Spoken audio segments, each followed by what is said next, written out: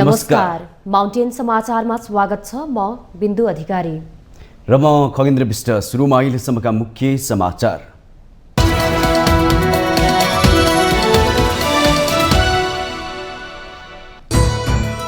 राष्ट्रसङ्घको दिगो विकास लक्ष्यहरू एसडीजी समिटलाई प्रधानमन्त्री प्रचण्डको सम्बोधन। सन् 2030 दिगो विकासका लक्ष्य हासिल गर्ने बाटोमा अवरोध रहेको टिप्पणी। सरकारले आफ्ना नागरिकको स्वास्थ्यभन्दा भारतको दबावलाई महत्त्व दिँदा नेपालीहरूको भान्सामा विषादीयुक्त खाना, जनताको स्वास्थ्य जटिल बन्दै। विद्यालय बन्दका कार्यक्रम स्थगन गरेर वार्तामा आउन शिक्षक महासङ्घलाई सरकारको आह्वान। नियमावली मार्फत माग सम्बोधन हुन सक्ने जिकिर। कम्युनिस्ट घटकसँग पार्टी एकताका लागि नेकपा माओवादी केन्द्र नाम परिवर्तन गर्न तयार। आगामी महाधिवेशनमा छलफल गरी आवश्यक निर्णय लिने भनाई। सामान्य मनमुटावका घटनाले पनि हत्याको रूप लिँदै पारिवारिक कलह, बेरोजगारी साथै नैराश्यता व्यवस्थापनमा ढिलाइ गर्न नहुने विज्ञहरूको सुझाव। बाढीले तहस नहस बनेको लिबियालाई उद्धार तथा राहतमा सहयोग गर्न राष्ट्रसङ्घद्वारा अन्तर्राष्ट्रिय समुदायसँग अपिल। पुनः निर्माणमा पनि हातेमालो गर्न आग्रह। र नेपाली क्रिकेट टोली चीनमा हुने 19औं एसियाडको तयारीमा व्यस्त। राम्रो तयारी भएकाले नतिजा पनि सुखद आउने खेलाडीहरूको विश्वास।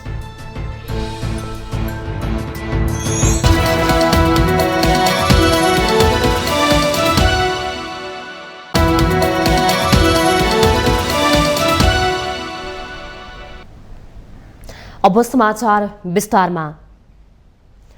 प्रधानमन्त्री पुष्पकमल दाहाल प्रचण्डले सन् 2030 भित्र दिगो विकासका लक्ष्य हासिल गर्न कठिन हुने अवस्था देखा परेको बताउनु भएको छ।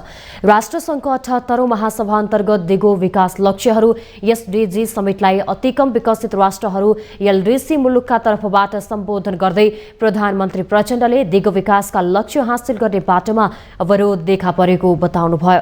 समय सीमा नजिकिँदै गर्दा कोरोना महामारी, जलवायु परिवर्तन र भूराजनीतिक तनावले दिगो विकासको लक्ष्यमा काम गर्न अप्ठ्यारो पारेको उहाँले उल्लेख गर्नुभयो। राष्ट्रसङ्घका महासचिवको एसडीजी रिपोर्ट अनुसार विश्वका आधाभन्दा बढी देश पछाडि छाडिएको भन्दै प्रचण्डले एसडीजीलाई एक उद्धार योजनाको आवश्यक रहेको औल्याउनु भयो।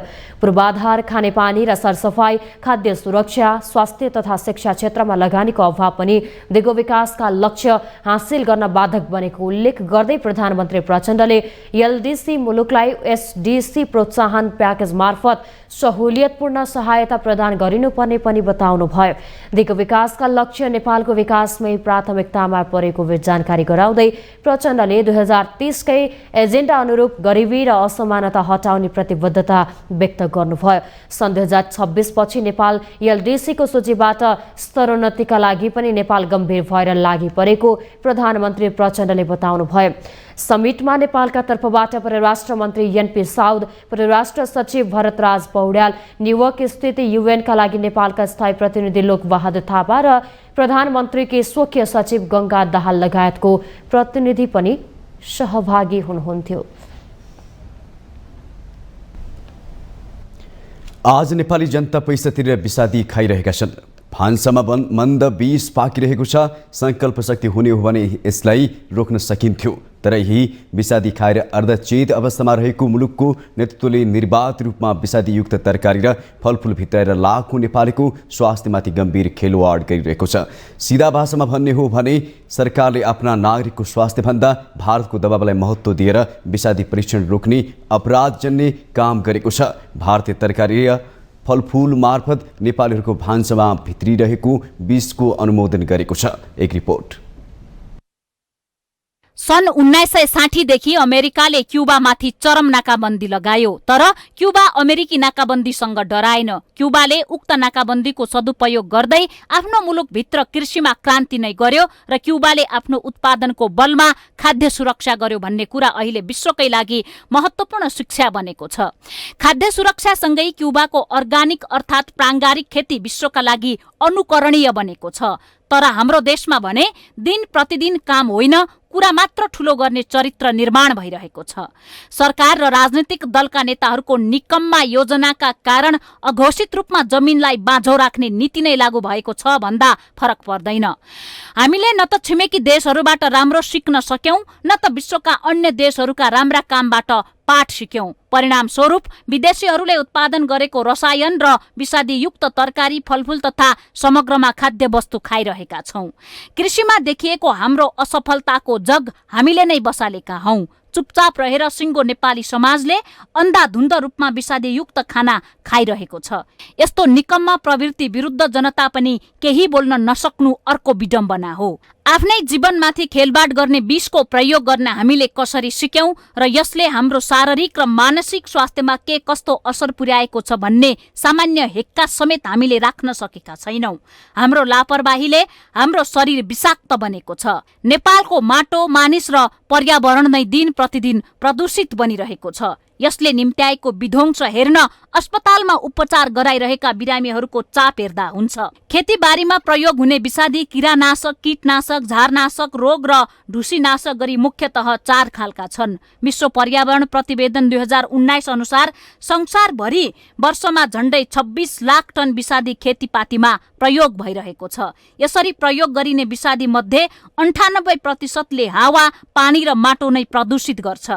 नेपालमा प्रत्येक वर्ष 100 टन विषादी आयात गरिन्छ। यही विषादी खाएर अर्धचेत अवस्थामा रहेको मुलुकको नेतृत्वले निर्वाध रूपमा विषादीयुक्त तरकारी र फलफूल भित्राएर लाखौं नेपालीको स्वास्थ्यमाथि गम्भीर खेलबाड गरिरहेको छ।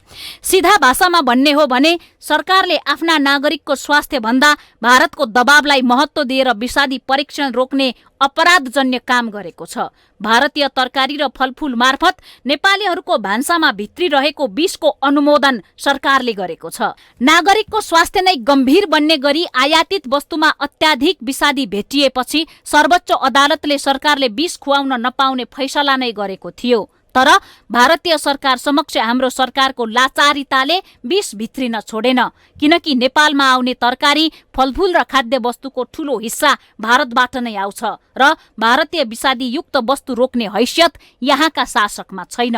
त्यसैले त भारतले बारम्बार नेपालमाथि नाकाबन्दी लगाउँदा पनि नेपाल कमसे कम कृषिजन्य वस्तुमा आत्मनिर्भर बन्न सक्थ्यो, तर सकेन।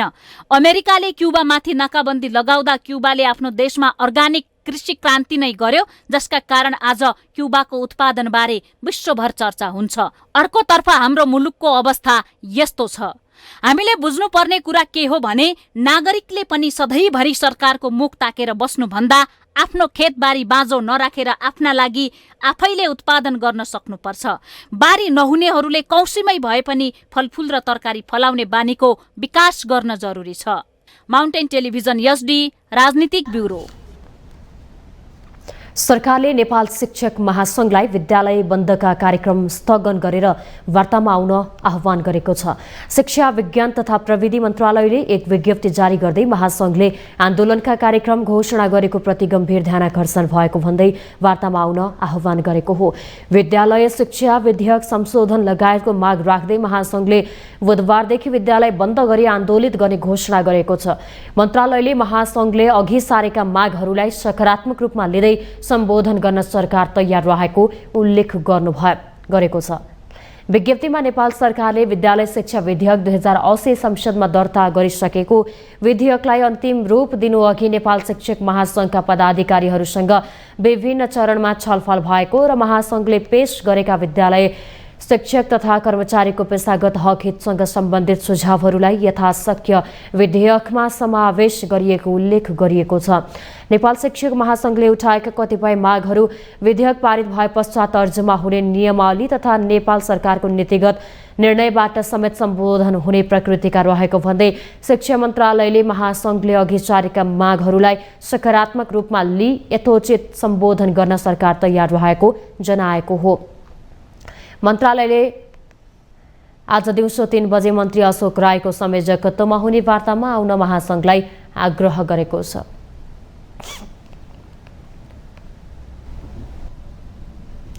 नेकपा एकीकृत समाजवादीका अध्यक्ष माधव कुमार नेपालले सत्ता गठनबाट आफ्नो पार्टीलाई बाहिर निकाल्ने षड्यन्त्र भइरहेको बताउनु भएको छ। सोमबार काठमाडौँमा आयोजित एक कार्यक्रमलाई सम्बोधन गर्दै उहाँले यस्तो बताउनु भएको हो। पूर्व प्रधानमन्त्री समेत रहनुभएका अध्यक्ष नेपालले गठबन्धनलाई कमजोर पार्नका लागि आफ्नो पार्टीलाई बाहिर निकाल्ने काम भइरहेको जिकिर गर्नुभयो।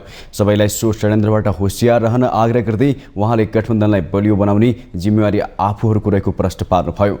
अध्यक्ष नेपालले अनुचित कुराका विरुद्धमा सङ्घर्ष गर्ने र नयाँ स्तरको कम्युनिस्ट बीचको एकता कायम गर्ने अघि बढ्ने बताउनुभयो।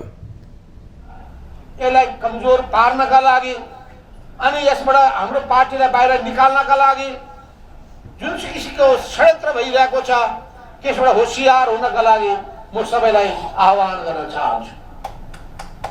त्यसैले गठबन्धनलाई बलियो बनाउने हाम्रो जिम्मेवारी, गठबन्धन बनाउने काममा भूमिका हामीले नै खेलेको, विगतमा पनि हामीले भूमिका खेलेको हो, अहिले पनि हामीले भूमिका खेलेको हो। हामी कसैले तानेर गएको होइन, हामीले तानेर ल्याएको हो। यो कुराप्रति गौरव बोध गर्नुपर्छ र हामीले यो गठबन्धनलाई जोगाउने बढाउने काममा भूमिका खेल्नुपर्छ। व्याख्यात्मक घोषणाको रूपमा एमसीसी पास नगरेको भए नेपालको हात तल पर्ने उहाँको दाबी थियो। अध्यक्ष नेपालले व्याख्यात्मक घोषणापछि मात्रै एमसीसी पास गर्नाले विदेशीको गुलाम बन्नु नपरेको जिकिर गर्दै एमसीसीको घोर विरोध गरेको कारण वाहवाही पाउने भए मजदुर किसान पार्टी र मोहन विक्रम सिंहको पार्टीले चुनावमा 100 सिट पाउँथ्यो भन्नुभयो। यदि विरोध गरेको कारणले त्यो वाहवाहीको शिकार हुन्थ्यो भने अहिले देशव्यापी रूपमा फैलिसकेको थियो। एमसीसीकै विरोधको आधारमा हुने भइदिएको भए मोहन विक्रमजीहरूको पार्टीलाई सारा देशका जनताले भोट खसालेर 100 सिट दिने थिए।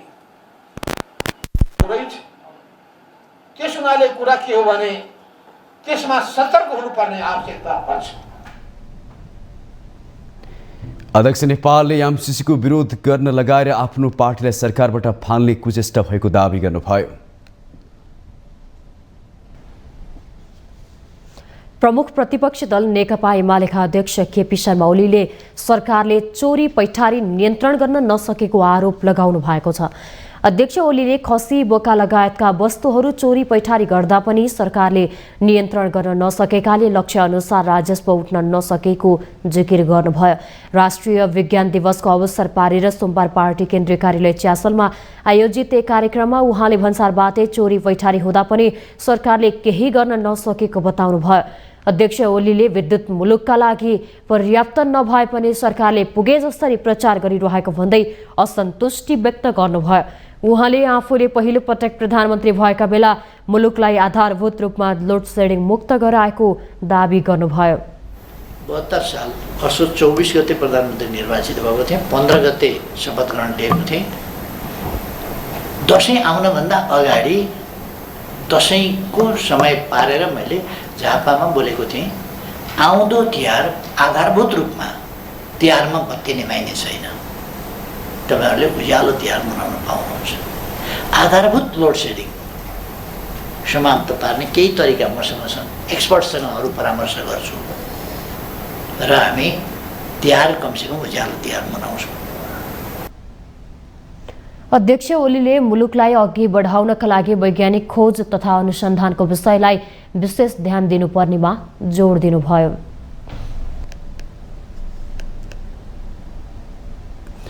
नेकपा माओवादी केन्द्र अन्य कम्युनिस्ट घटकसँग पार्टी एकताका लागि नाम परिवर्तन गर्न तयार देखिएको छ। भदौ 25 गते बसेको पार्टीको केन्द्रीय कार्यालयको बैठकले छलफलमा रहेका अन्य पार्टीसँगको एकतालाई सफल पार्नका लागि नामको पछाडि कोष्ठमा रहेको माओवादी केन्द्रको बारेमा आगामी महाधिवेशनमा छलफल गरी आवश्यक निर्णय लिन सकिने निर्णय गरेको हो। पार्टी अध्यक्ष पुष्पकमल दाहाल प्रचण्ड र महासचिव देव गुरुङले हस्ताक्षर गरी तल्लो कमिटीमा पठाएको उक्त सर्कुलरको 2 नम्बर बुँदामा माओवादी केन्द्रले यस विषयमा स्पष्ट उल्लेख गरेको छ। नेपाल कम्युनिस्ट पार्टी माओवादी केन्द्र र अन्य कम्युनिस्ट घटकहरूसँग पार्टी एकताको विषयमा गम्भीर ढङ्गले वार्ता संवाद र छलफल भइरहेको सन्दर्भमा पार्टी एकतालाई सफल तुल्याउनका लागि नेपाल कम्युनिस्ट पार्टीको पछाडि कोष्ठमा रहेको माओवादी केन्द्रको बारेमा आगामी महाधिवेशनमा छलफल गरी आवश्यक निर्णय गर्न सकिनेछ। जारी सर्कुलरमा माओवादी केन्द्रले भनेको छ, हाल पार्टी रूपान्तरणको 3 महिने अभियानमा रहेको माओवादी केन्द्रले यसलाई तल्लो कमिटीमा पनि छलफल गर्ने उद्देश्य राखेको छ। सबै नेता कार्यकर्ताबाट पार्टीको नाम परिवर्तन गरी अन्य पार्टीसँगको एकतालाई सफल तुल्याउन तयार पार्न खोजेको छ। माओवादीले 3 महिने अभियान सकिए लगत्तै आगामी मङ्सिरमा विधान महाधिवेशन गरेर त्यसपछि विशेष महाधिवेशन गर्ने निर्णय गरिसकेको छ। संयुक्त राष्ट्रसङ्घको महासभामा सहभागी हुन संयुक्त राज्य अमेरिका जानु अघि अध्यक्ष पुष्पकमल दाहाल प्रचण्डको अध्यक्षतामा बसेको पार्टी केन्द्रीय कार्यालयको बैठकले यस्तो निर्णय गरेको हो। पार्टी एकताको उद्देश्य सहित माओवादी केन्द्र, नेकपा एकीकृत समाजवादी, जनता समाजवादी पार्टी र नेकपा बीच गत 4 असारमा समाजवादी मोर्चा घोषणा भइसकेको छ।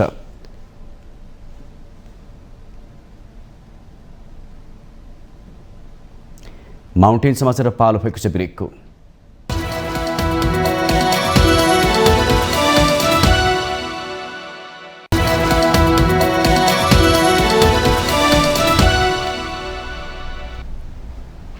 ब्रेकपछि स्वागत छ। अब बाँकी समाचार। पछिल्लो समय सामान्य मनमुटाव तथा लेनदेन सहित अवैध सम्बन्धका कारण हुने विवादले हत्याको रूप लिन थालेको छ। यस्ता हत्याका घटनामा परिवारसँग जोडिएका व्यक्ति, आफन्त र चिनजानकै व्यक्ति पर्न थालेका छन्। गत शुक्रबार काठमाडौँको तिनकुने स्थित गैरी गाउँमा 2 जना बीचको सामान्य रिसिभीका कारण एउटा निर्दोष परिवार शिकार बन्न पुग्यो। आखिर सामान्य विषयमा मानिस यति धेरै क्रूर किन बन्छ? एक रिपोर्ट। काठमाडौँ महानगरपालिका 32 तिनकुने स्थित गैरी गाउँको दिव्य सभामिल भित्रको कटेरोमा एकै परिवारका 3 सहित 4 जनाको विभत्स हत्याको घटनाले मानिसभित्र बढ्दै गएको क्रूरताको तस्बिरलाई सामु ल्याएको छ। टाउको र शरीरका विभिन्न भागमा खुकुरी प्रहार भएको अवस्थामा प्रहरीले 4 जनाको शव फेला पारेको थियो। सोही काष्ठ मिलमा गेट पालेको काम गर्ने दोलखाका 55 वर्षीय कुमार भुजेल, उनकी श्रीमती अम्बिका भुजेल, कुमारकी आमा सुभद्रा भुजेल र मोरङ बेलबारी स्थायी घर भएका अन्दाजे 20 वर्षका नवीन राईको विभत्स हत्या भएको थियो। प्रहरीले अनुसन्धानलाई अघि बढाएको केही घण्टामै सिन्धुपाल्चोक स्थायी घर भएका सञ्जय भण्डारीलाई पक्राउ गर्यो। हत्याको कारण रहेछ केही दिन अघि नवीन राईले चलाएको मोटरसाइकलले भण्डारीलाई ठक्कर दिएको थियो। त्यसपछि दुवैबीच कुटपिट भयो। मनमा त्यही रिस गुम्स्याएका भण्डारीले केही समयदेखि नै नवीनलाई मार्ने सोच बनाएका थिए। बोल्न नसक्ने भण्डारीले अन्ततः हत्या गरेको प्रहरीले बताउँछ। नवीनको हत्या गरिसकेपछि पोल खुल्ने डरले भुजेल परिवारलाई पनि भण्डारीले छाडेनन्। गत वैशाखमा पनि काठमाडौँको कपनस्थित सरस्वती नगरमा सामान्य भाँडा व्यवसाय गर्दै आएकी 35 वर्षीय निरा पाण्डे आचार्यको सामान्य लुटपाटका लागि हत्या भएको थियो। आखिर मानिस यति धेरै क्रूर किन बन्छ? ऊ कहीँ न कहीँबाट मेनिया, उन्मादको रोग, आँटी सासी, मान्छे हिर्काउन पनि पछि नपर्ने, झनक्क रिसाइहाल्ने, ठुल्ठुला कुराहरू गर्ने, लजिक कुराहरू गर्ने, तर उसको व्यवहारहरू अन्य कुराहरू हेर्दाखेरि चाहिँ त्यो व्यक्ति समस्यामा पनि परेको भन्ने चाहिँ हामीले देखेका छौँ। त्यही भएर अब यसमा समस्या नै हो भनेर भन्ने त हाम्रो अधिकार छैन। तर के चाहिँ बुझ्नु पर्यो भन्दा कोही व्यक्तिले चित्त बुझ्दै नबुझ्दैमा खुकुरी नै हानिहाल्छ भने त्यो के मान्छे आक्रोशित छ।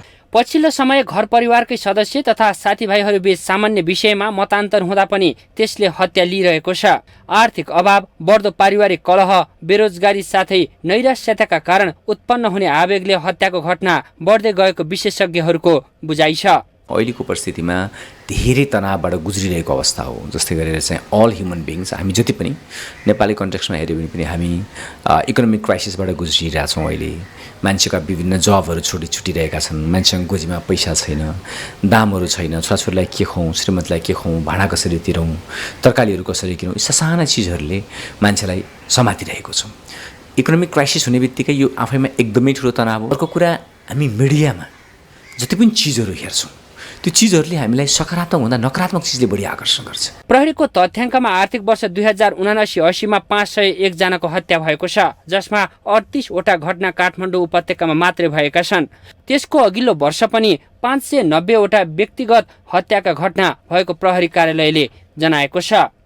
हत्या घटना कम गर्न बेरोजगारी समस्या समाधान, सामाजिक सद्भाव र सकारात्मक सोचको विकास, लागु औषध बिक्री वितरण र उत्पादनमा कडाई, अभिभावकको निगरानी, कानुन कार्यान्वयनमा सबैको प्रतिबद्धता आवश्यक देखिन्छ। माउन्टेन टेलिभिजन एचडीका लागि बटुकराज गिरीको रिपोर्ट। हिन्दू महिलाहरूको महान चाड हरितालिका तीज वैदिक सनातन नारीहरूले श्री महादेवको पूजा तथा उपासना गरेर धुमधामका साथ मनाएका छन्। सत्ययुगमा हिमालय पुत्री पार्वतीले गौरी घाटमा बसी तपस्या गरेर श्री महादेव पति पाउने वरदान पाएको धार्मिक मान्यताका आधारमा वैदिक सनातन धर्ममा हरितालिका तीजको परम्परा रहिआएको छ। यस दिनमा व्रत बस्दा मनोकामना पूरा हुने धार्मिक विश्वास छ। संस्कृति भाषाका हरित र आलिका दुईवटा शब्द मिलेर हरितालिका शब्द बनेको छ। हरितालिका तीजका सन्दर्भमा हरित शब्दको अर्थ हरण गरिएको र आलिका शब्दको अर्थ साथी भन्ने हुन्छ।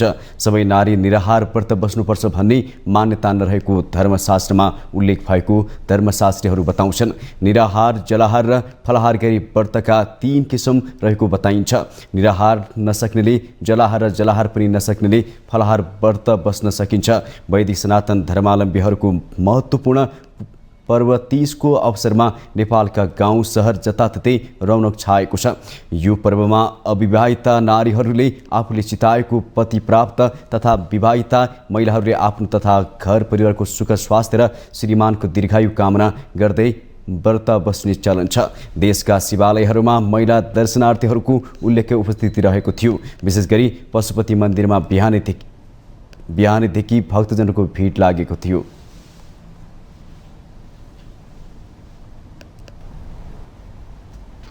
विगतका वर्षहरूमा तीजका दिन पशुपतिनाथको मन्दिरमा श्रद्धालुहरूको भिडलाई व्यवस्थापन गर्न निकै हम्मे हुने गर्थ्यो। तर दर्शनार्थीहरूलाई सहजै पशुपतिको दर्शन गराउन सकियोस् भन्ने हेतुले पशुपति विकास कोषले यो वर्ष भने लाइन र भिडलाई उचित व्यवस्थापन गरेको दाबी गरेको थियो। कस्तो थियो त पशुपतिनाथ मन्दिर परिसरमा व्यवस्थापन? हेरौँ यो रिपोर्ट। काठमाडौँ उपत्यकाका मात्रै नभएर नेपालकै विभिन्न जिल्ला र छिमेकी देशहरू भारत बंगलादेशका महिलाहरूको पनि उल्लेख्य मात्रामा उपस्थिति देखेका छौं। यो सुरक्षाकर्मीको विषय कुरा गर्ने भने चाहिँ यो सुरक्षाकर्मीहरूको जसरी उनीहरू तैनात भएर जसरी उनीहरूले सुरक्षा सेवा दिइरहेका छन् उनीहरूलाई हामीले सल्युट गर्नुपर्छ। किनभने उहाँहरूको पनि महिलाहरू हुनुहुन्छ जसको महिलाको नै विशेष चाड भन्ने नै हुँदाखेरि महिलाहरूले छुट्टी पाउनु पर्ने महिलाहरूलाई किन आज सेवामा किन पेसामा कार्यरतै हुनु परेको छ त भन्ने प्रश्न बारम्बार उठिरहेका बेला हामीले यो प्रश्न गर्दाखेरि चाहिँ यहाँ उपस्थित सुरक्षाकर्मी जो स्वयं सञ्चारकर्मी स्वास्थ्य कर्मीहरूको उपस्थिति र उहाँले ड्युटी निर्वाह गरिरहनु भएको छ उहाँहरूसँग कुराकानी गर्दाखेरि चाहिँ उहाँहरूलाई कर्म र धर्म दुवै एकैचोटि निभाउनु पर्ने छ। यो हाम्रो कर्तव्य हो, हाम्रो यो धर्म हो भनेर उहाँले प्रतिक्रिया दिनुभएको छ। एकदम राम्रो नानी कति राम्रो एकदम अहिले म आएको 15-16 वर्ष भयो होला अहिले यति सुख शान्ति त कहिले पनि थिएन। मैले यति देखेर भगवानलाई पनि यति उति थिएन है। सहज वातावरण बनाइएको छ। जो सक्ने महिलाहरू हुनुहुन्छ उहाँहरूले लाइनको व्यवस्था गरिएको छ भने जो वृद्ध अपाङ्ग महिलाहरूका लागि भने भित्र सिधै गएर दर्शन गर्न सकिने अवस्था पनि यहाँ बनाइएको छ। अहिलेको साल जस्तो सुख आनन्द कहिल्यै छैन। यो उमेर भयो लाइन बसेर कति मान्छे फ्यान हुन्थ्यो, कति मान्छे लड्थे, कति मान्छे मुर्छा पर्थे, कतिको गहना लुटिन्थ्यो। आज आनन्द छ। मैले त 10 मिनट दर्शन गरेँ 10 मिनटमा। कति समय लाइन बस्नु? 1 घण्टा भयो। 1 घण्टा लाइन बस्नुभयो? कति बजेदेखि लाइन बस्नु भएको? हामी लाइन 1 घण्टा लाएन 10 मिनट बस्यो होला। म यहीँबाट पसेको। अब बुढी मान्छे है अब भनेपछि वृद्धहरूका लागि भित्र छिर्न सहज थियो? हजुर सजिलो थियो। अब त्यो भित्र चाहिँ बस्नु पाइएन, राम्रोसित घुम्नु पाइएन। उता निस्क्यो उता बुढी मान्छे भइसक्यो कता निस्क्यो भनेर बल्ल बर्जपतले ल हस् भन्दै अनि बाहिर बत्ती बाल्यौँ। ठिकै पायौँ, कठिन त्यति भएन, ठिकै भयो। भित्र आइरहेको थिएँ, ठिकै भयो। बाहिर गेटबाट भित्र इन्ट्री गर्दाखेरि सहजै थियो? सहजै थियो। मलाई लाइन बस्नु परेन 5 मिनट भयो आएको। धेरै राम्रो छ, धेरै राम्रो व्यवस्था। भनेपछि यो व्यवस्थापनलाई लिएर यहाँ खुसी हुनुहुन्छ आमा? एकदम खुसी छु बाबु। शिवरात्रिमा आएको थिएँ, आज आएँ, एकदम खुसी छु। पहिले भन्दा सुध्रिएको हो? हो आमा बाबु हो। कति बजे आउनु भएको थियो? कस्तो पाउनु भयो व्यवस्थापन? 1.5 घण्टा पनि लाइन आर्यघाटबाट आएको अनि त्यहाँबाट पुलिस दाइले यो बाटो सजिलो छ दिन्छु गइस्यो भने त्यहाँबाट आएको। अलिकति नराम्रो चाहिँ मान्छे रुएको नराम्रो लाग्यो। हामी चाहिँ यस्तो हर्षले आएको है। जनविश्वास जुन छ नि माता पार्वतीले भगवान शिवलाई पाउनका लागि बसेको पाइन्छ भनेर आएको अब हामीले पनि पाउँछौँ पाएका पनि छौँ होइन पाएका छौँ पैसा देखान धन देखान राम्ररी हुन पाएछौँ यहाँभन्दा के चाहियो त पशुपति। यहाँ हामीले देखिरहेका छौँ दृश्यमा वृद्ध महिलाहरूलाई स्वयंसेवकहरूले निकै सहजीकरण गरिरहनु भएको छ भने सहजै 5 मिनटको अन्तरालमा उहाँहरूले भित्र पशुपतिनाथको दर्शन गरेर आउने क्रम जारी रहेको छ र विगतभन्दा यो पटक निकै राम्रो व्यवस्थापन गरिएको भनेर भनिएको छ। यसैबीच मिथिलाञ्चलमा प्रसिद्ध चौट चन्द्र अर्थात् चौरचन पर्व मनाइएको छ। हरेक वर्ष भदौ शुक्ल पक्ष चतुर्थीका दिन यो पर्व मनाइने गरिन्छ। मिथिलाञ्चलमा छठपछिको दोस्रो ठूलो पर्वका रूपमा चौट चन्द्र पर्व मनाइन्छ।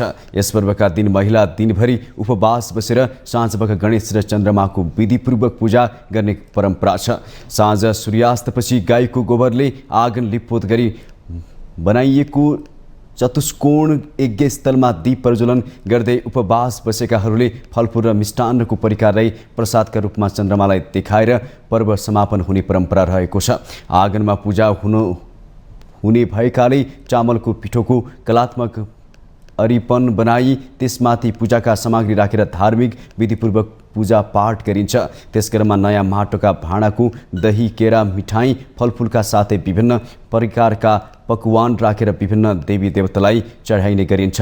दिनभरि निराहार व्रत वा उपवास बसेका महिलाले साँझपख चन्द्रमा उदय हुनु अगाडि दिनमा बनाएका पूजा र अन्य सामग्री आँगनमा अरिपन बनाई माटोका भाँडामा सजाई राख्दछन्। चन्द्रमा उदय भएपछि व्रतालु महिलाले हातमा कुनै फल लिएर चन्द्रमाको दर्शन गर्ने र त्यसपछि परिवारका अन्य सदस्यले पनि त्यसै गरी दर्शन गर्ने प्रचलन छ।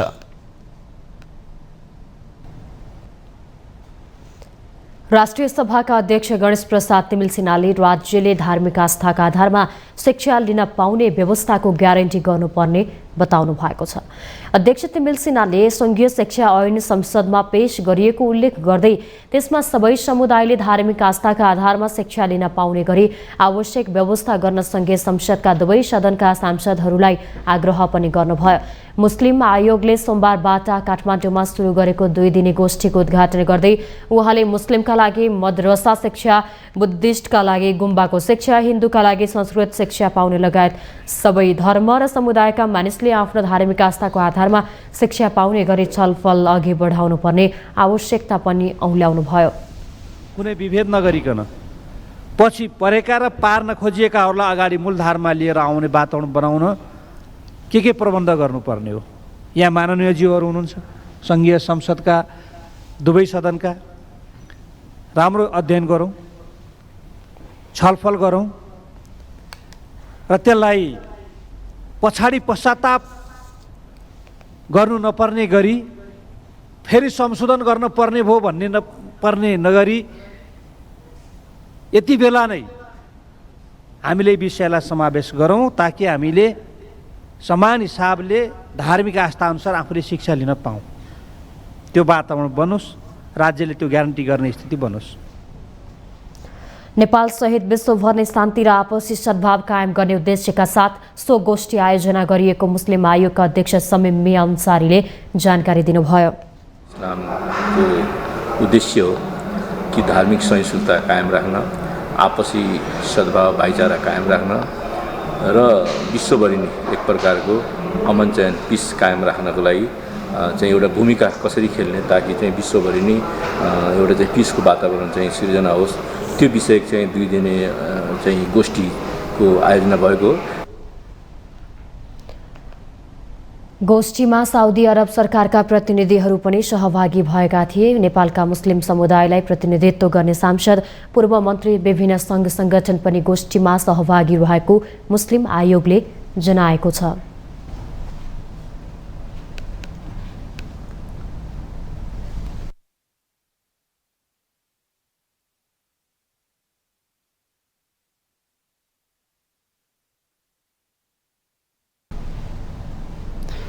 राष्ट्रिय सभा अध्यक्ष गणेश प्रसाद तिमिल सिन्हासँग नेपालका लागि अस्ट्रेलियन राजदूत फेलिसिटी भोल्कोले शिष्टाचार भेट गर्नु भएको छ। सोमबार सिंहदरबार स्थित राष्ट्रिय सभा अध्यक्ष तिमल सेनाको कार्यकक्षमा अध्यक्ष तिमल सेना र राजदूत भोल्को बीच भेटवार्ता भएको हो। भेटको क्रममा द्विपक्षीय हित, मैत्रीपूर्ण सम्बन्ध र उच्चस्तरीय भ्रमण लगायतका विषयमा छलफल भएको अध्यक्ष तिमल सेनाको सचिवालयले जनाएको छ। सचिवालयका अनुसार भेटमा अध्यक्ष तिमल सेनाले नेपाल र अस्ट्रेलिया बीच सन् 2019-60मा कूटनीतिक सम्बन्ध स्थापना भएदेखि नै अत्यन्तै सुमधुर र सहयोगात्मक सम्बन्ध रहेको उल्लेख गर्नुभयो।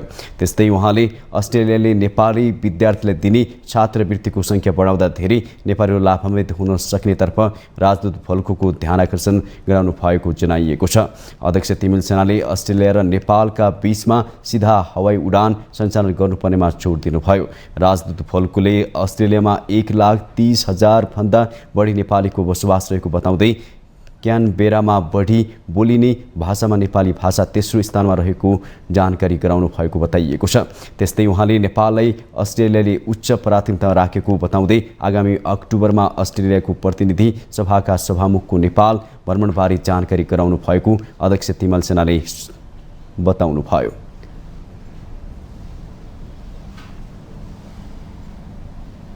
माउन्टेन समाचारमा पालो भएको छ ब्रेकको।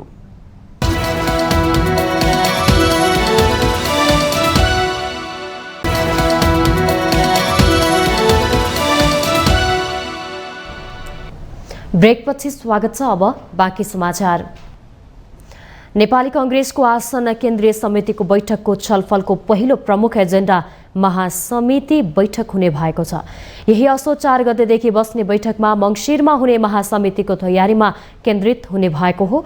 नीति महाधिवेशनले निर्दिष्ट गरेका विषयवस्तु कार्यान्वयन हुने गरी मङ्सिर 13 देखि 15 सम्म महासमिति बैठक गर्ने केन्द्रीय समितिले निर्णय गरेको थियो। महासमिति बैठकमा प्रस्तुत हुने राजनीतिक, सांगठनिक लगायतका प्रतिवेदन लेखनका लागि केन्द्रीय समितिले टोली बनाउने शीर्ष तहका एक नेताले जानकारी दिए। विधान अनुसार महाधिवेशन बाहेक हरेक वर्ष महासमिति बैठक बस्नुपर्दछ। नीति महाधिवेशन र महासमिति दुवै कार्य एकैपटक हुने गरी कांग्रेसले महासमिति बैठक आह्वान गरेको हो। महाधिवेशन पछिको शक्तिशाली निकाय महासमिति बैठक हो। केन्द्रीय समितिको बैठकमा पार्टी संगठन सुदृढीकरणको समीक्षा, महासमिति बैठक, समसामयिक विषयमा बैठकमा छलफल हुने मुख्य सचिव कृष्ण प्रसाद पौडेलले जानकारी दिनुभयो। बैठकमा केन्द्रीय समितिले निर्णय गरे अनुसार भएका पोलिसी, ह्याकथान र विपी साहित्य महोत्सवको समीक्षा हुनेछ। वार्षिक कार्यतालिका अनुसार हालसम्म भएका कार्यक्रमबारे महामन्त्री द्वय गगन थापा र विश्व प्रकाश शर्माले बैठकलाई जानकारी गराउने भएका हुन्। साउन 20 देखि 30 गतेसम्म पार्टी संगठन सुदृढीकरणको अभियान कांग्रेसले चलाएको थियो। भदौ 10 देखि 24 सम्म गर्ने भनिएको दोस्रो चरणको कार्यक्रम भने स्थगित गरिएको छ। केन्द्रीय समितिको बैठक यसपटक पनि प्रत्यक्ष प्रसारण हुने मुख्य सचिव पौडेलले जानकारी दिनुभयो। यसैबीच आगामी बिहिबार केन्द्रीय कार्य समितिको बैठक बस्ने भएपछि नेपाली कांग्रेसका नेता डाक्टर शेखर कोइरालाले इतर समूहको बैठक बोलाउनु भएको छ। आफ्नो सम्पर्क कार्यालय बालटारमा मंगलबार दिउँसो 2 बजे बस्ने गरी उहाँले आफ्नो समूहको बैठक बोलाउनु भएको हो। एकजना नेताका अनुसार यो बैठकका लागि महामन्त्री विश्वप्रकाश शर्मा र महामन्त्रीका प्रतिस्पर्धी प्रदीप पौडेललाई पनि निम्तो दिइएको छ। महामन्त्री शर्मा कांग्रेसको 14औं महाधिवेशनमा नेता प्रकाश मान सिंहको प्यानलबाट विजयी हुनुभएको थियो। सिंह अहिले सभापति शेरबहादुर देउवाको क्याम्पमा हुनुहुन्छ भने शर्मा इतर समूहसँग निकट देखिनुहुन्छ। शर्माले यसअघि कांग्रेस संसदीय दलको निर्वाचनमा इतर समूहमा रहेका अर्का महामन्त्री गगन कुमार थापालाई सघाउनु भएको थियो। उता पौडेलले पनि 14औं महाधिवेशनमा तेस्रो धारका रूपमा रहेको कृष्ण प्रसाद सिटौलाको तर्फबाट प्रतिस्पर्धा गर्नुभएको थियो। सिटौला समूहले सभापति देउवा समूहसँग मिलेर महाधिवेशन भाग लिएको थियो। पार्टी केन्द्रीय कार्य समितिमा इतर समूहबाट एक भएर प्रस्तुत हुने रणनीति सहित कोइरालाले उक्त बैठक बोलाएको बताइएको छ। कोइरालाको निम्तो स्वीकारेमा महामन्त्री शर्मा र नेता पौडेल पहिलो पटक इतर समूहको औपचारिक बैठकमा सहभागी हुनुहुनेछ। यो बैठकमा इतर समूहका सबै नेताहरूलाई निम्तो दिइएको छ। केन्द्रीय कार्य समिति बैठक बोलाइएपछि इतर समूहका नेता अर्जुन नरसिंह केसीको आयोजनामा नेताहरूबीच केही दिन अघि छलफल भएको थियो। उक्त बैठकपछि केन्द्रीय सदस्य बलबहादुर केसीले महामन्त्री शर्मा र नेता पौडेलसँग संवाद गर्नुभएको थियो।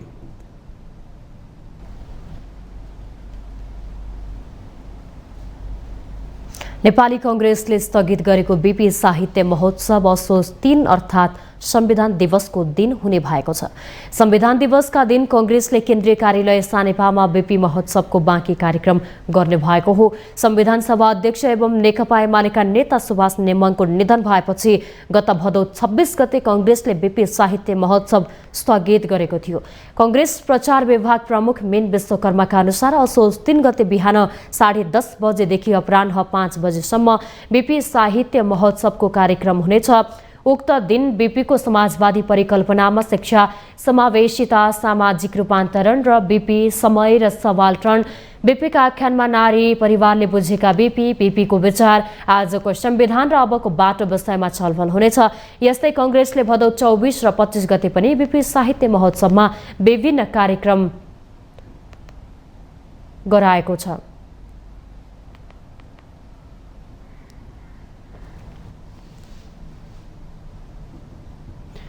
विज्ञान र प्रविधिको मामिलामा अहिले हामी पछैटे अवस्थाबाट गुज्रिनु परेको छ, तर हाम्रो परम्पराले हामीलाई विगतको वैभव स्मरण गराउँछ।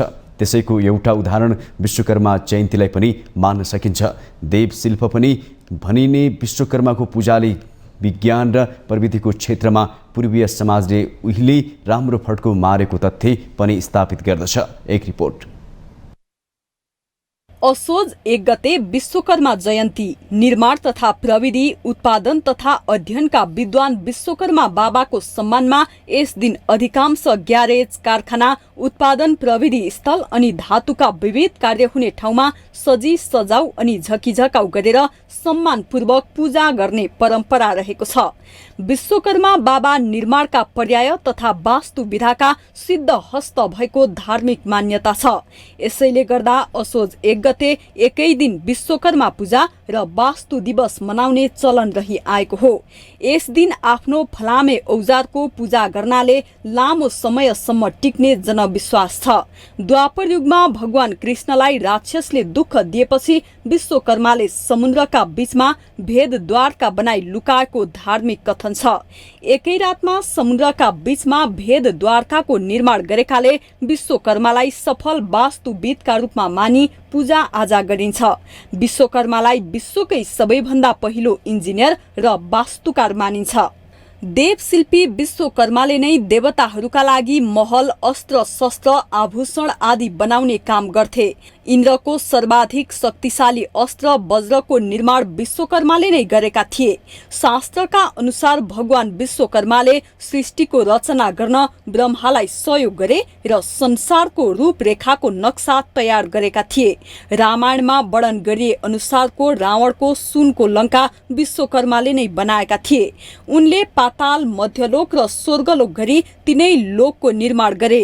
पुष्पक विमानको निर्माण पनि भगवान विश्वकर्माले नै गरेको विभिन्न ग्रन्थमा उल्लेख छ। शास्त्र भन्छ कर्णको कुण्डल, विष्णु भगवानको सुदर्शन चक्र, शंकर भगवानको त्रिशूल र यमराजको कालदण्ड पनि विश्वकर्माले नै बनाएका थिए। हाम्रा ग्रन्थहरूमा उल्लेखित यस्ता प्रसङ्गले आजको मानवलाई प्रेरित गरेको छ। विश्वकर्मा संसारका सृष्टिका पहिला इन्जिनियर हुन्।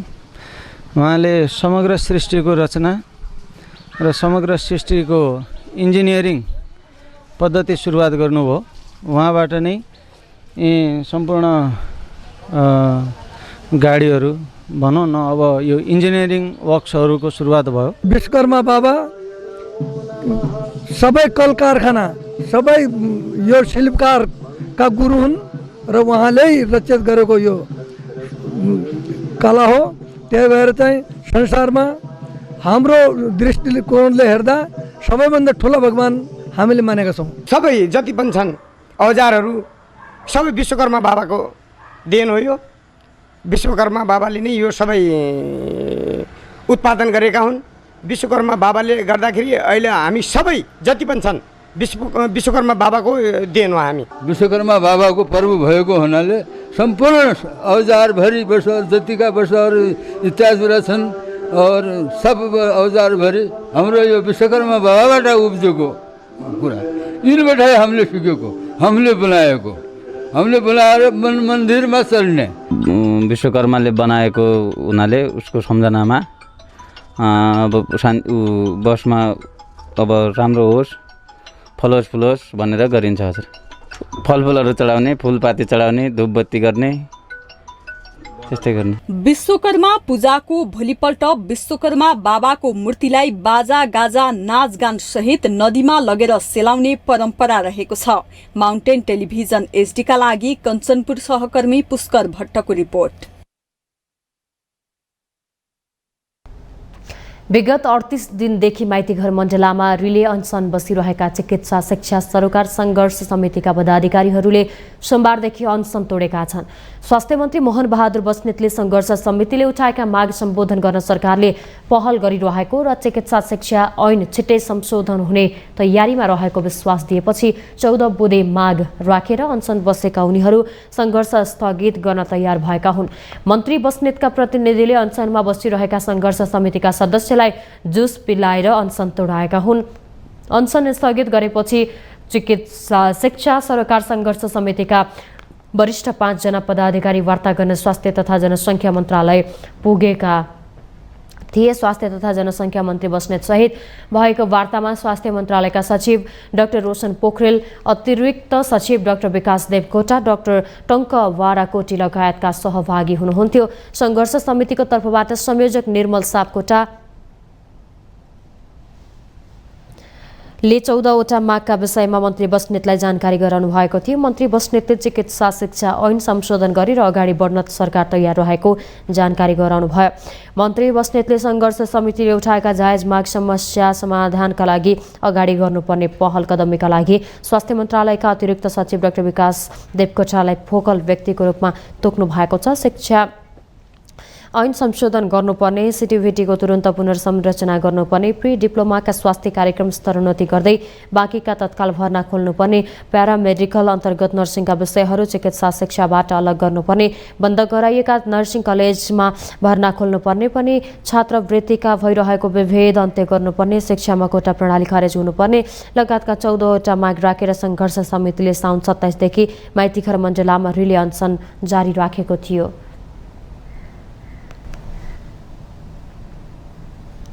मोटरसाइकलको ब्रेक प्याडभित्र लुकाएर सुन तस्करी गरेको गिरोहले 2023को मार्चदेखि नेपालमार्फत तस्करी गर्न थालेको भेटिएको छ। सुरुवातमा उनीहरूले स्मार्ट वाचमा सुन राखेर तस्करी गरेको अनुसन्धानका क्रममा खुलेको हो। तर त्रिभुवन अन्तर्राष्ट्रिय विमानस्थल भन्सार कार्यालयबाट बेला बेला केही घडी हराउन थालेपछि ब्रेक प्याड र दारी काट्ने मेसिनमा राखेर सुन ल्याउन थालेको सुन प्रकरणमा पक्राउ परेका आरोपी ली जे क्वाङले बताएका छन्। सरकारी वकिलको रोहबरमा उनले प्रहरीलाई दिएको बयानमा एक पटक 8वटा घडी हराएपछि सेफर र ब्रेक प्याड लगायतमा राखेर सुन ल्याउन थालेको जनाएका हुन्। उनले बयानमा भने अनुसार एउटा घडीमा 20 ग्राम सुन हुन्थ्यो भने सेफरमा 50 ग्राम सुन आउने गरेको थियो। ब्रेक प्याडमा आएको सामान कहिले नहराउने एक सेट ब्रेक प्याडमा 500 देखि 600 ग्राम सुन आउने गरेको थियो। ती सामग्री रेडी ट्रेड प्रणाली मार्फत नै आउने गरेका थिए। प्रहरीका अनुसार जे क्वाङले बालटा र लाजिम पाटको गोदामको व्यवस्थापन गर्ने गरेका थिए।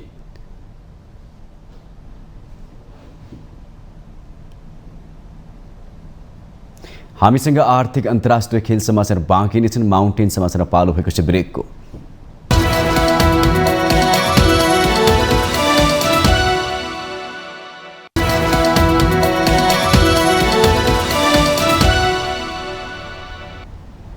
ब्रेकपछि स्वागत छ। अब आर्थिक समाचार।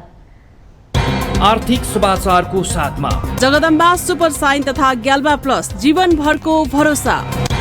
रिद्धि सिद्धि सिमेन्ट रोबोटिक ल्याबमा बनेको स्मार्ट सिमेन्ट।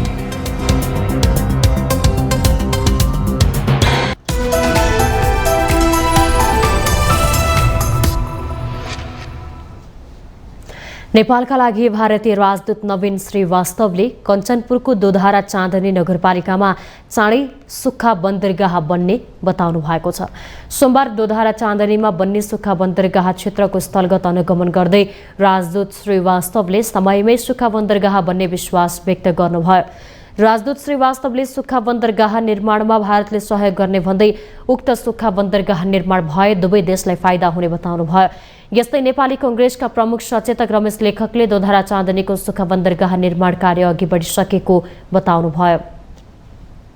भइसकेको छ, महाकालीमा त्यत्रो पुल बनिसक्यो, गड्डा चौकीसम्म सडक भइसक्यो, यहाँसम्म सडक भइसक्यो। अनि यो जङ्गल पनि यो जग्गा पनि नेपाल सरकारले निर्णय गरिसक्यो यो जग्गामा ड्राई पोर्ट बनाउने भनेर। यसमा भएका बुट्यानहरू रुखहरू काट्ने पनि निर्णय भइसक्यो सरकारको, आइडिआई सबै भइसक्यो। अब कुनै समस्या छैन। दोधारा चाँदनी नगरपालिकाका मेयर किशोर लिम्बुले सुक्खा बन्दरगाह परियोजनामा मलेरिया नालामा पुल र फोहोर मैला व्यवस्थापन समेटिनु पर्नेमा जोड दिनुभयो। उहाँले समयमै सुक्खा बन्दरगाह निर्माण गराउन केन्द्रीय सरकार गम्भीर हुनुपर्ने बताउनुभयो। पनि राख्छौँ यो काम छिटो हुनुपर्छ भनेर, किनकि यो हामी सबैलाई थाहा छ, यो खालि दोधारा चाँदनी मात्रै होइन, खालि सुदूरपश्चिमको लागि मात्रै होइन, यो सिङ्गो राष्ट्रको एउटा राष्ट्रिय गौरवको योजना र यसले चाहिँ राष्ट्रकै समृद्धिको ढोका खोल्ने योजना पनि भएको कारणले यो छिटोभन्दा छिटो सम्पन्न हुनुपर्छ भन्ने जनताको माग छ भन्ने कुरा पनि हामीले त्यसै सल्लाह दिएर उहाँहरूलाई चाहिँ लिखित रूपमा नै त्यतिखेर बुझाएको थियौँ। डीपीआर अनुसार कञ्चनपुरको दोधारा चाँदनी स्थित मायापुरी र गौरीशङ्कर सामुदायिक वन क्षेत्रमा एकीकृत जाँच चौकी आइसिपी बनाउन प्रस्ताव गरिएको छ। झण्डै 280 बिघा क्षेत्रफलमा बन्ने आइसिपीमा भन्सार, ब्याङ्क, गोदाम, जाँच पास, सेड, रेलवे प्लेटफर्म, सुरक्षा निकाय, parking yard, container yard, quarantine लगायतका आवश्यक भौतिक संरचना बन्नेछन्। पहिलो चरणमा 7 अर्ब र दोस्रो चरणमा 8 अर्ब गरी परियोजनाको कुल लागत 15 अर्ब लागेको छ। प्रस्तावित सुक्खा बन्दरगाह क्षेत्र महाकाली नदीमा निर्माणाधीन 4 लेनको पक्की पुलदेखि पश्चिम करिब 1200 मिटरको दूरीमा रहेको छ।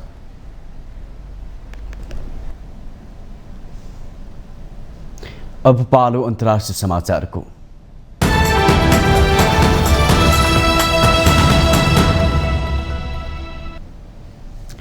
लिबियाका लागि संयुक्त राष्ट्र संघका महासचिवका विशेष प्रतिनिधिले उद्धार र राहत कार्यमा लिबियालाई सघाउन आह्वान गर्नुभएको छ।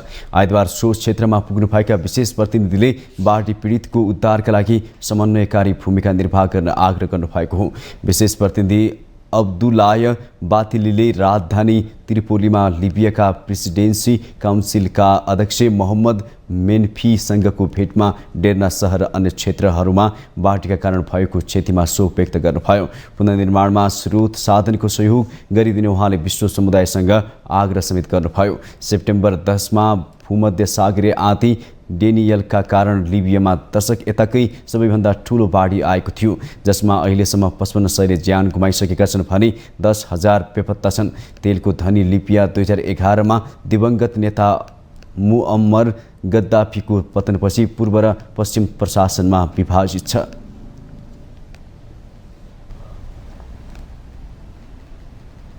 अब खेल समाचार।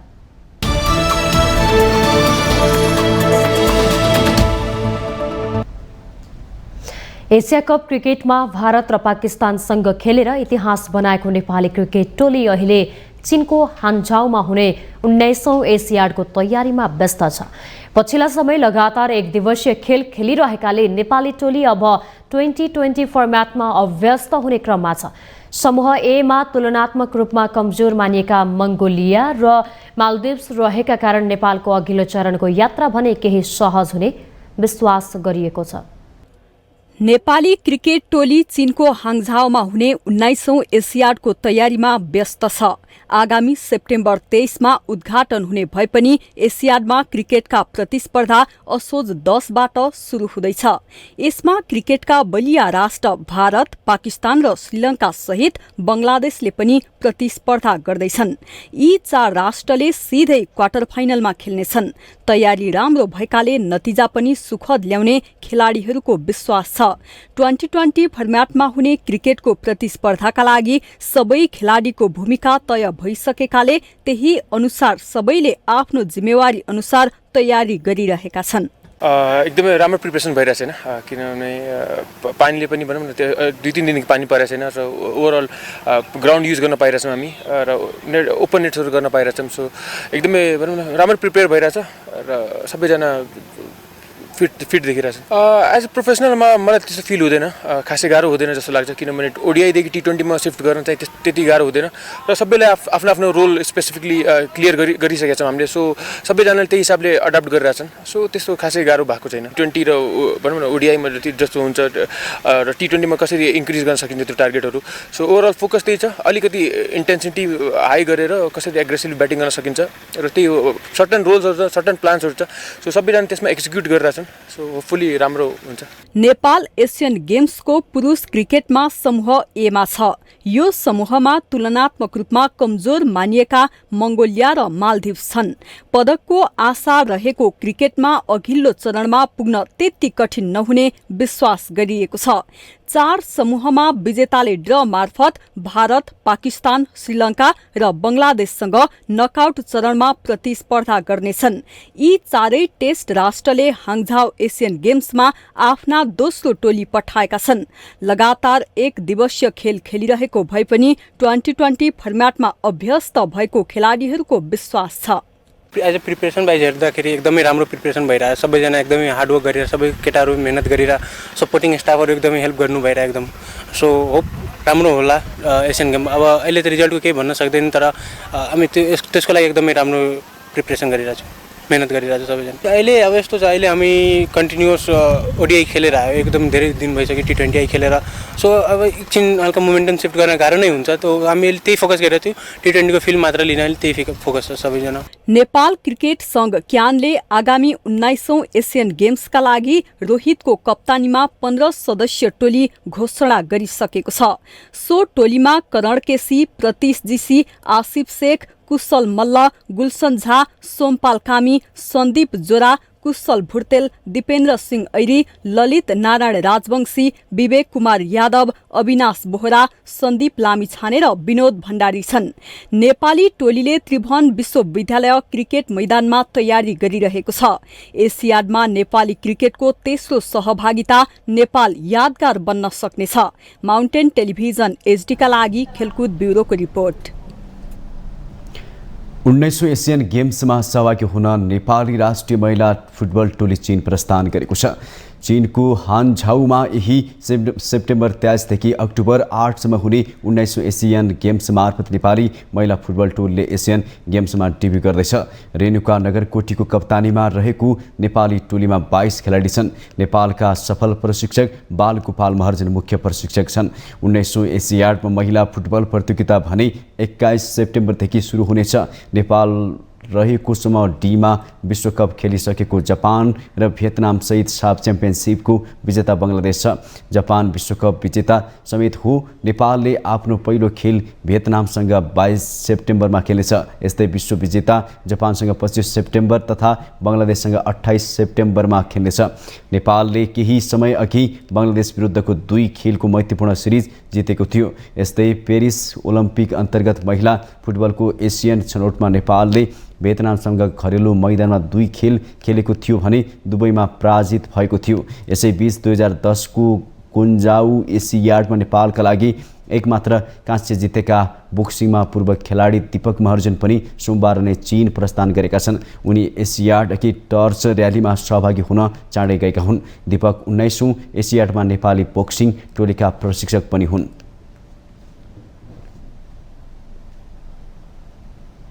माउन्टेन समाचारमा पालो भएको छ ब्रेकको।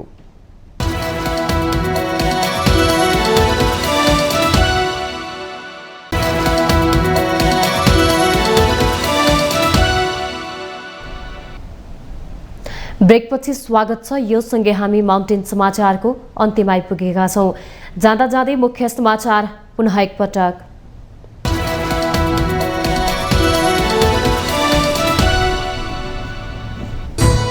राष्ट्रसङ्घको दिगो विकास लक्ष्यहरू एसडीजी समिटलाई प्रधानमन्त्री प्रचण्डको सम्बोधन। सन् 2030 दिगो विकासका लक्ष्य हासिल गर्ने बाटोमा अवरोध रहेको टिप्पणी।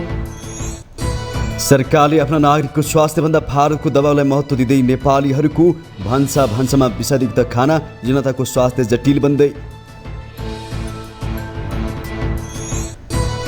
विद्यालय बन्दका कार्यक्रम स्थगन गरेर वार्तामा आउन शिक्षक महासङ्घलाई सरकारको आह्वान। नियमावली मार्फत माग सम्बोधन हुन सक्ने जिकिर। कम्युनिस्ट घटक सङ्घ पार्टीगतका लागि नेकपा माओवादी केन्द्र नाम परिवर्तन गर्न तयार। आगामी महाधिवेशनमा छलफल गरी आवश्यक निर्णय लिने भनाई। सामान्य मनमुटावका घटनाले पनि हत्याको रूप लिँदै पारिवारिक कलह, बेरोजगारी साथै नैराश्यता व्यवस्थापनमा ढिलाइ गर्न नहुने विज्ञहरूको सुझाव। बाढीले तहस बनेको लिबियालाई उद्धार तथा राहतमा सहयोग गर्न राष्ट्रसङ्घद्वारा अन्तर्राष्ट्रिय समुदायसँग अपिल। पुनर्निर्माणमा पनि हातेमालो गर्न आग्रह। र नेपाली क्रिकेट टोली चीनमा हुने 19औं एसियाडको तयारीमा व्यस्त। तयारी राम्रो भएकाले नतिजा पनि सुखद आउने खेलाडीहरूको विश्वास।